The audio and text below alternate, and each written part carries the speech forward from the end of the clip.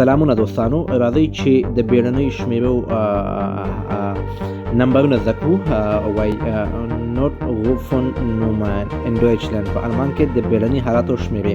موږ سره اول ده د پولیسای نمبر ده 110 یعنی 110. دا د پولیسو شمیره ده. او موږ سره دویم ده د اوروژنې څانګه یا ډله. دا دته وایي د Feuerwehr. د دې شمیره ده 112 یعنی 112.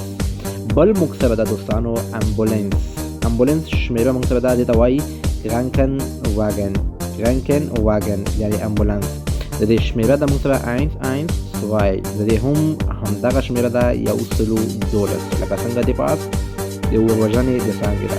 دغه حالات سره مخامخ کیږئ، نو کوشش کوئ دغه نمبرونه ځان سره ثبت کړئ او تاسو کولی شئ زنګونه ورته ووایئ.